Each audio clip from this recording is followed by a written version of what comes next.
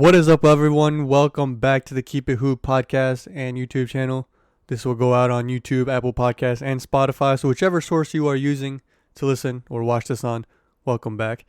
If this is your first time, how's it going?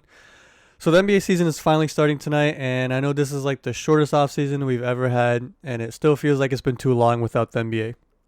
Part of that is me just not having been able to play as much basketball as I would like, but anyways, I've compiled a list of 5 things I'm looking forward to this season. Before we get started, though, if you could remember to hit the thumbs up button, subscribe, share, and comment, I would greatly appreciate it. We have been getting increased views and support and comments recently, and it's been super fun to engage with everyone and just super rewarding. It really makes it more motivating and to just keep getting content out there. But yeah, so what am I looking forward to this season? Number one has to be the stars coming back, right? KD, Steph, John Wall, Boogie, they're all back, and finally we get to see them playing regular season games. And yeah, they played in the preseason, but to really see them playing in games that count back on the court is just going to be fun and amazing. They may get off to a slow start or take a bit of time to warm up, and maybe they don't because these are supremely talented guys. But, I mean, even if they do, hopefully they can stay healthy and get back to what they were before the injuries, or close to it at least, and put on a show and have highlights and make headlines with buzzer beaters and triple doubles and 50-point games and all that. But yeah, man, it's just good to see them back. And the NBA is such a star-driven league, maybe more than any other sport, right? These guys are usually really marketable and really out there, very active on social media. You see their faces, and it's not like the NFL where, they're wearing helmets, right? Like there's a reason all these stars show up to these games, and the NBA was admittedly just not the same without, and especially KD and Steph, but just happy to see them back and excited to see what kind of seasons they'll have. Number 2, we spoke about this a bit in yesterday's podcast / video, but I am very excited to see how the Hawks and Suns play together. Both of them are led by young stars, both of whom I'm a huge fan of. You got Devin Booker, who seemed to improve every year and has gone from a lottery pick shooter to a guy that can do almost everything on offense. I think he was underrated coming in terms of what he could do with the ball, and something that, I didn't really predict either, but his playmaking is able to get to his spots. He's super fundamental, just super efficient. He's diverse in his moves, but again, really just efficient. And you have Trae Young, who got slapped with the Steph Curry wannabe label, and he had the pressures of being involved in the Luka Doncic trade. Well, Trae is quickly, along with Luka in Dallas, has become a player most franchises would be ecstatic starting a franchise with, and he's become a lethal shooter, or always been a great shooter, but he struggled when he first came into the league, and he's combined that with his super mature and advanced yet flashy pick and roll play and passing, and has become really just an overall dangerous weapon on offense. And you got both of these guys who have a young core around them. With Booker, you have obviously Ayton, and you have guys like Mikal Bridges and Cam Johnson, who was surprisingly good last year. And in Atlanta, you got Kevin Huerter, John Collins, DeAndre Hunter. You really got a decent, group of not even decent, a good core of young guys. And then you obviously have Chris Paul coming in for Phoenix, and then Gallinari coming in for Atlanta. And like we talked about yesterday, you have these teams, looking to gain respect and make the playoffs for the first time in a few years. And like I said in the podcast and video, it is going to be really interesting to see how they play under having that pressure and having that microscope placed on them. And all these guys individually, I'm sure, have had to deal with it, coming up and being highly touted and recruited by colleges. But and I'm sure even as teams, DeAndre Ayton played on Arizona, Devin Booker played on Kentucky, and Trae Young was the guy at Oklahoma, and DeAndre Hunter played at Virginia. These are all big programs that it still comes with its share of pressure and media coverage. and winning expectations from your fans. But obviously the NBA is different, and now they are at a level, skill wise and name wise, where people are starting to expect that jump.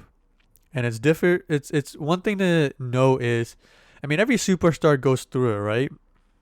Most, well, 99% of guys come into the league, and even if they start winning immediately, like it's usually not finals year one, right? Not everyone can be Magic Johnson. You have kind of the stereotypical story arc is, all right, you come into the league, you put up numbers, you struggle to make the playoffs, you finally make the playoffs, but you get bounced in year one or round one or round two, and then you have that breakthrough. So Atlanta and Dallas isn't, probably won't make the finals and gonna win it all, but um, you want to see, as a fan, management and the media and everyone else want to see consistent improvement. And both Trae Young and Devin Booker and those teams, in general, have gone through the, all right, we've put up numbers, we've shown that we can win at times, and now this is the year where people are expecting those guys and teams to, okay, you have all the pieces, you have there's no more of the excuses of, oh, we're young, we're improving. Like, you have to show something. And look, I'm all for giving young guys time and understanding that it's difficult to win in the NBA, but at a certain point, you do have to show the wins, right? And how many years is it before you label a guy as just a stat getter, a guy who puts up numbers? And I'm not accusing Trae Young or Devin Booker of being that, but there usually is that, 6, 7, 8 year. That's usually, I feel like, when it happens, and obviously Trey is far from that, right? But it is something that, like, if Atlanta doesn't make it,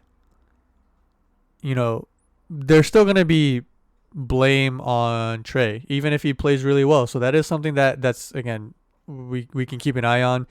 And I do think that Booker is obviously older and he's closer to that range of, all right, can he win? I do believe that both of these teams will make the playoffs. I had them in my predictions. Again, I'm a big fan of both, so I do think it'll be fine. But again, interesting scenarios. Excited to see how they respond to that pressure and attention. The Knicks at number 3. I had to do it. Look, I cover all things NBA here, but I do not hide the fact that I am a Knicks fan, and often miserable and saddened one at that, but a Knicks fan nonetheless. And I am actually excited for the season. And not excited in the sense of, hey, I think we can win 50 games, but look, I really like the preseason, and if you want to know or hear what I think of the preseason, why I think it was the best preseason the Knicks have had, maybe ever, but at least for a long time, check out the video I have linked in the upper right corner. But yeah, RJ, Mitch, Obi, Emmanuel Quickly, Kevin Knox, they all showed things I liked during the preseason. And while Tibbs has historically been pretty hard on rookies, I know the management has stressed patience, and I do think they will get some quality minutes. And hopefully we can see these guys take a big step. Guys like Knox, guys like Ntilikina even, I felt like were put on too short of a leash at times. And look, I get Fizdale, and any coach really, you have to balance winning and improvement, because look, winning is still partly, even if it's not your team's primary goal, you still want to win, and winning is still directly tied to your record, your legacy, your name. And it's difficult when you're playing on or coaching for a team that is trying to not tank necessarily, but planning for the future, and you got guys who are going to need to get burned to improve and go through the growing pains. But if those guys aren't getting you or giving you the best chance to win, you're put in a really difficult dilemma as a coach. And sometimes you just have to take the L and say, okay, I'll develop these guys and we won't win, but that's fine. And it's but that's a really difficult thing to do. Like Brett Brown was the number one guy who probably had to go through the most of that, right? Like he had maybe 4 or 5 years of coaching the Sixers where they were just horrendous. And the Sixers stayed loyal, and they rewarded him with, being able to coach them once they got good. And I don't know what his career record is as a coach, but I'm sure it's definitely been better. But I don't know if it's good or bad right now. But again, not everyone wants to go through that, and again, we'll see what happens with Tibbs. But I'm keeping my fingers crossed that we finally let these guys just play, give them a leash, and let them just go through. Give them a longer leash and let them go through the growing pains. Number 4, how will the Miami Heat play? Now, I am in a really weird position, to be honest. I'm a Knicks fan, like I just said, and there's obviously some history between the Knicks and the Heat, so I can't love the franchise. And I grew up having rooted against the big three of LeBron, Wade, and Bosh. But I am a huge fan of multiple players on this team, man. So when I was trying out for the professional basketball league in Japan, the B League, go check that out if you guys don't know much about it. It's an up and coming league. I'm originally from Japan, so that's why I wanted to go back and play. And I still do have hopes and dreams of being involved in basketball over there in some way and trying to continue to improve it after everything I've learned and gotten to experience over here in America as well. But when I was trying out and working out for tryouts, and playing out 5-6 times a day, that part of me, I see a lot of Jimmy in that part of myself. Not the biggest or the most athletic guy, but I worked and I come from the Jimmy Butler and Mamba school of leadership. And I admit, I probably come off as an asshole sometimes, but I just want to win.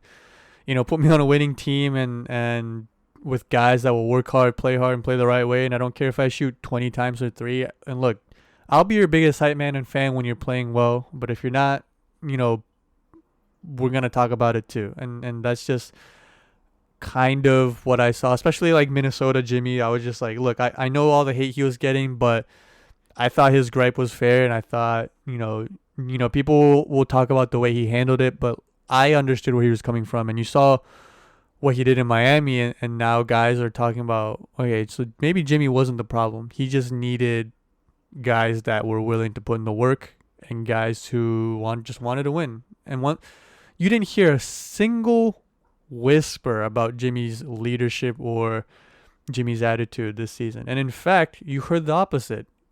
Guys were raving. Vets like Iggy were raving about his leadership and his locker room presence. And all the way to guys like Tyler Hero, who's a rookie, and we'll talk about him in a little bit, but he's very confident himself. But to have your best player in Jimmy empower you and how much that helped him, I just relate to Jimmy a lot. I'm a huge fan of him. And then you have Duncan Robinson, who I'm a fan of. So I went to boarding school, prep school in Massachusetts growing up. So seeing him start his college career at Williams College in Mass, small D3 school, a very good one at that, and then he himself being from Maine, I was rooting for him, and to see what he's turned himself into has been fun to watch.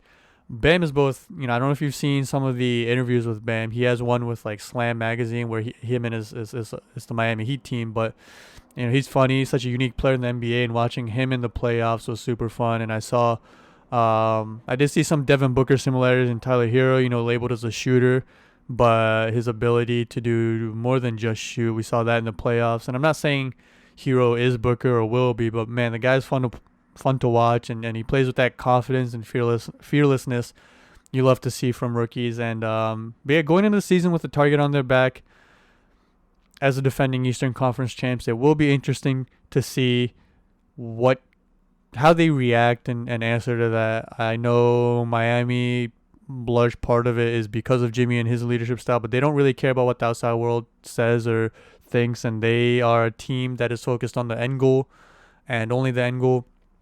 But I do think they were a team that was more fit for the playoffs. And look, they bring back the core, and I don't doubt that they will be good. But I don't expect them to finish in the top 3, but just because other teams got better, right? But yeah, I'm excited to see the next step of this team and what it looks like. And at number 5, I have Zion Williamson. Number 5 is Zion. And look, we saw what Zion did in limited action last year. He was dominant on offense and was doing things that no other rookie pretty much since Shaq has ever done, right? So really excited. He was overpowering guys who had become, who were just older than him. and in the league way longer, and he was even making threes in his first game. And that first game was insane. That was, one of the most memorable moments of last season for me, at least. And if that ever becomes consistent, the league is over, by the way. But I really do want to see if he can stay healthy and what he can do if his body lets him, and if what his body of work over an extended time would look like. I think Zion has a skill set to become the best player in the league, again, if his body lets him. And the thing we didn't see much of in his rookie year, though, was the defense. And I do think some of that was partly just him being a rookie and getting used to everything, but more so his body. If he is able to be fully healthy, that's the part of the game that we didn't fully get to see in the NBA. Like if you look at his college, he averaged 1.8 blocks a game and 2.1 steals a game. And last year he averaged 0.5 and 0.9 respectively. He did say that he didn't feel comfortable in the games he did play because of, some of the minutes restrictions and just feeling like he had to ease himself into the team and play around them.